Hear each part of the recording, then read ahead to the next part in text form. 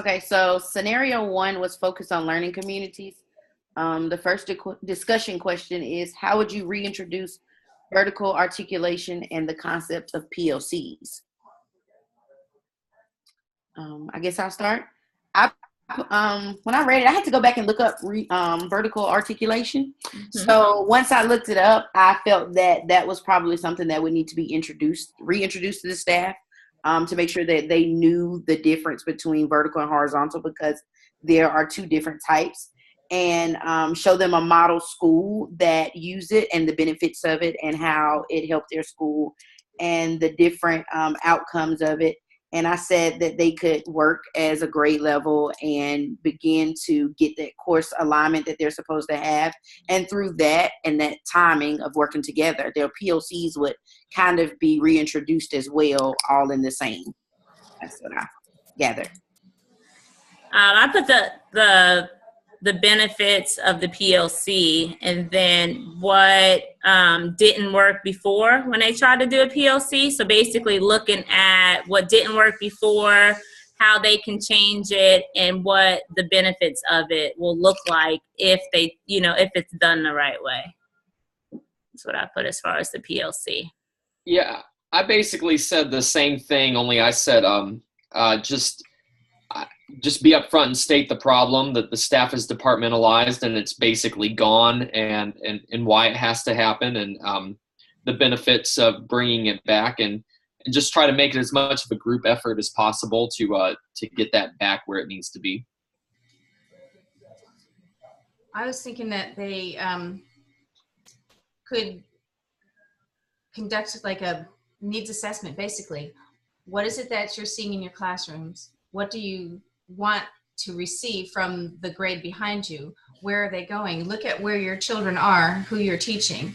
If just to start a conversation and to say, hey teachers, let's get together and talk about student learning. Because if we focus on the students, and that's why we're coming together, then I think then the faculty buy-in, as far as we're coming together for this reason and not because we've been told to and we have to like check a block. So I thought if we come together as a team and each discipline creates their own needs assessment, and then they have something to talk about, and then they have goals that they can put in. They discuss their best practices, form a little vertical team, and come up with some sort of an action plan. How are they going to keep communicating on behalf of students? That was my idea.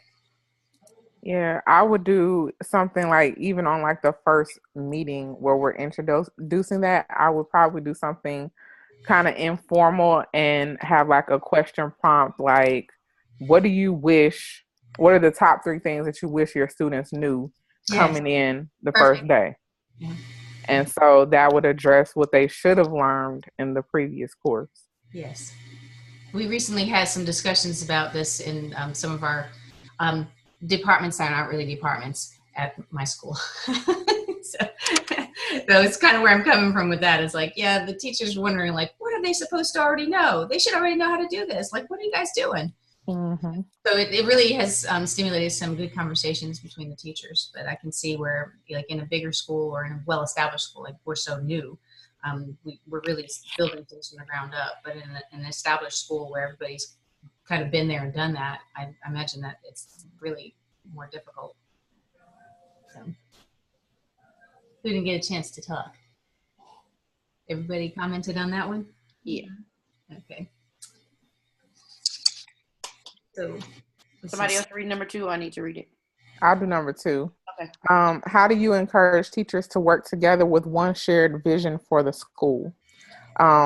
This is one of the things that I addressed in the survey, and I'm getting a lot of feedback. So I would definitely want to do that if I was in this situation. Just talk about, can you even like tell me what the vision of the school is? Most people can't tell you what that long paragraph of whatever the vision is. So I would just have everyone come together and like create a vision together. Mm-hmm. So that everyone has a voice and they feel like they have some input, so that there's more buy-in for working towards whatever the goal is. Well, I'm going to say that's exactly what mine says, is that you would have to have the teachers invested. And I feel like the only way you would have that is if you got their input and made them feel like they were a part or had some say so in what the vision of the school was. So, Yeah, I said collectively identify the vision, get buy-in from especially the most influential teachers and from the sit team, and then continue with just living the vision and doing team building with it. Mine is similar to Michelle's. My feedback, I had literally 3 people said that they weren't too familiar with what the vision of the school was. And I had someone tell me that she doesn't think the school has the same vision as it did when she started working there 15 years ago. So definitely making sure we're all on the same page for the vision, and that the vision travels with the type of children that are served in the school. Because I've been told that the way the school is now isn't how the school has always been, but the vision has never changed. that's a really good point, about the children aren't going to be the same from 15 years ago. So that's a really good point. Yeah. Right. I said something similar to a couple of you. I said to revisit the school improvement plan, because on the school improvement team, we talked about the mission and the vision. And because it's pretty new, we didn't rewrite it. But in this case, I would put it out there so that people know what is the vision, and is this the vision that we want to keep, and then just start that dialogue with the teachers. And then, as you said, that teacher buy-in is so important. I don't know that a lot of principals really understand how important it is for them to feel connected to these things, because if they can see this thing that's bigger than themselves, then they're going to work their butts off for these kids to achieve the mission and the vision of the school. But they have to understand it, and they have to own it themselves. So that's where I'm coming from with that. One of the things that we did as an administrative team is, after we created the vision, like, we also created a list of personal commitments. So what are you committing to do to uphold the vision? And so we shared them with each other so that we can hold each other accountable. So like when you're having an off day or whatever, you're like your person that kind of comes to you, that you can go to and kind of ask yourself to, like, how am I doing? That person that can kind of check you. They can tell you, well, you're not really living up to your commitment. That's really good. That's good. No, that's good. We're going to number 3? I'll read it. Okay. How do you ensure that the positive changes your school makes are sustained after you are gone? And I said, make sure that it's part of the culture. Put responsible teachers and trusted teachers in charge of your leadership roles, and just make sure that there's buy-in and ownership, so that way when you do leave, that it continues and it doesn't die when you leave the school. Mm-hmm. Andrew, mine kind of aligns with Andrew. I said the same thing, just making sure that they understand and that foundation is built, and they know the differences that have been made since the changes were made. And once they know that and they understand, they'll see why it's important for everything to live on once I'm gone. Yeah, I put that making sure the person typically, have some input in who is going to follow in your steps, and making sure that their goals align, or their vision is sort of kind of similar to what is already going on. Because you can have a principal who come in and decide that it's complete opposite of anything that they want to do. So I put having some input as to who is going to be next in line to take over. That's an interesting perspective. I hadn't thought about that, but I'm with you, Andrew, about developing the teacher leaders with shared responsibilities that will continue to work toward the goals decided upon by the administration and staff, so they are the gatekeepers, I guess, of the school. And then Tamara, your point, where the incoming principal should already kind of be on board with where that school is going, or where they've come from and where they're going. And so hopefully there would have been some sort of conversation between the superintendent or whoever the hiring authority is for the principals, and and the outgoing principal and that team of school leaders. But I think developing teacher leaders with the shared responsibility and the shared vision, I think that could do it. Mm-hmm. One of the things that's important is to focus on the data. Like, a lot of people complain about certain things, or they talk about how it's a really good idea on the other hand, but if you're looking at the data for what's really working and what's not, then the numbers will speak for itself. Agreed. Yeah, good point. Good point. In live, women live, numbers don't. So we done with number one, scenario one.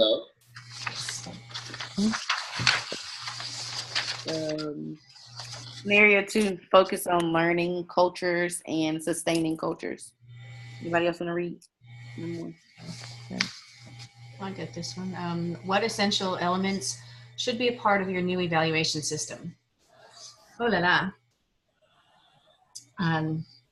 This one gave me some time to think. I said that elements that address overall teacher efficacy and growth, something like the Marzano-focused teacher evaluation model that addresses 23 teacher competencies, something that's research-based, simplified, and scaffolded, and focuses on what actually happens in the classroom. The other thing that I can talk about is what we use is this advanced ed, it's called Effective Learning Environments Observation Tool. And we're newly accredited from last year, and this tool was introduced to us. And the focus is on what's happening with the children in the classroom. So the focus is on the students, and then that informs what is going on with the teacher. So if the students are actively engaged, and it talks about equitable learning environment, high expectations environment, a supportive learning environment, active learning environment, progress monitoring and feedback environment, well-managed learning environment, digital learning environment, and then each of those has sub things underneath it. But by looking at all of those different elements, who is it that's creating this equitable learning environment? It's the teacher that's creating it. And so it becomes a different type of teacher evaluation tool without being, judgmental. It's really not. It's either this is evident, this is very evident, it's somewhat evident, or it's not observed. And Guys, this thing says that it's going to end in 10 minutes. Okay. You'll probably get a little message for like a one-time unlimited. It says, please upgrade the paid an account for $14.99. I just hit stay with free, right? Yeah. But is it going to end in 10 minutes? If it does and you don't get a button that says that you just press it to continue, we can log back on with the same. Okay. Yeah. Okay. So anyway, that's what I had for number one. I had classroom environment as my first one. I think that one is huge. I think, like you said, making sure that the children are actively engaged is key. And then I put parent involvement. I think it's good to get feedback from parents about how the teachers are not just engaging the students, but making sure they're involved or making sure that they know what's going on inside of the classroom. When I worked in the preschool department, that was something that we did. We always sent a survey home with parents to see if the teacher is reaching out, communicating with them, and what they would like to see done differently inside of the classroom.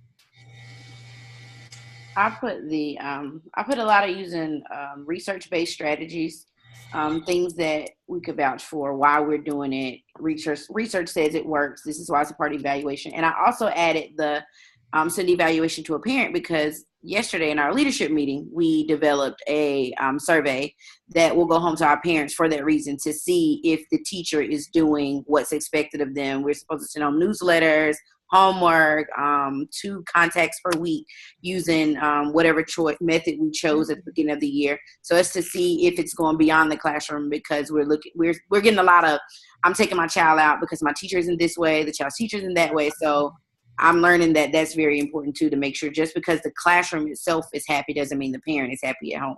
Mm-hmm. Right. And I think even at the high school level, we don't get a lot of parents involved with our demographic. However, I think it would be valuable to have the kids' input.